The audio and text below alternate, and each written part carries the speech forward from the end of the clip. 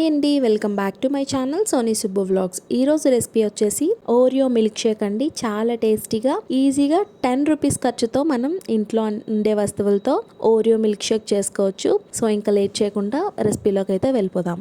నేనైతే ఒక 10 rupees biscuit packet వాడుకున్నానండి. ఓరియో బిస్కెట్ ప్యాకెట్ అనమాట. సో అందులో 5 బిస్కెట్స్ ఉంటాయి. 4 బిస్కెట్స్ అయితే వాడుకొని ఒక బిస్కెట్ అయితే పక్కన పెట్టుకున్నాను. అవన్నీ ఒక మిక్సీ జార్లో వేసుకొని ఒక 4 టేబుల్ స్పూన్ షుగర్ అయితే వేసుకున్నాను. మాకు కొంచెం తక్కువ కావాలి అనుకుంటే తగ్గించుకోవచ్చు షుగర్, లేదు ఎక్కువ కావాలి అంటే ఒక స్పూన్ ఎక్స్ట్రా వేసుకోండి. ఇంకా అంతకంటే 4 స్పూన్ల కంటే ఎక్కువ వేస్తే బాగోదు అని నా ఒపీనియన్ అనమాట.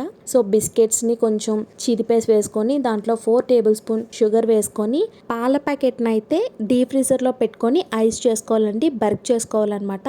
దాన్ని అయితే నీట్ గా పగలగొట్టుకొని ఆ మిక్సీ జార్లో వేసేసుకోవడమే.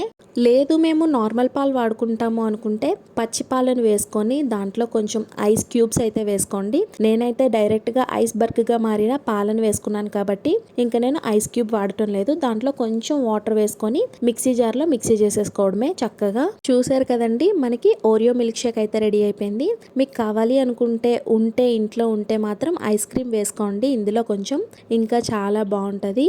ఇప్పుడు ఇది గ్లాస్లో పోసుకొని దానిపైన మనం ఒక బిస్కెట్ ఉంచేసుకున్నాం కదా, స్టార్టింగ్లో ఆ బిస్కెట్ని అయితే కొంచెం తురుముకొని పౌడర్ లాగా అవుతుంది కదా, ఆ వచ్చిన బిస్కెట్ పౌడర్ని అయితే స్ప్రింకిల్ చేసుకోవాలండి గ్లాసెస్ పైన. అప్పుడు మనకి చూడడానికి ఇంకా నీట్గా కనిపిస్తుంది. బిస్కెట్ ముక్కలను అయితే పైన డెకరేట్ చేసుకుంటే మనకి ఓరియో మిల్క్ షేక్ అయితే రెడీ అయిపోయినట్టేనండి. ఇంకా వీడియోని చూస్తూ లైక్ చేయకపోతే please to like, share and subscribe. Bye bye.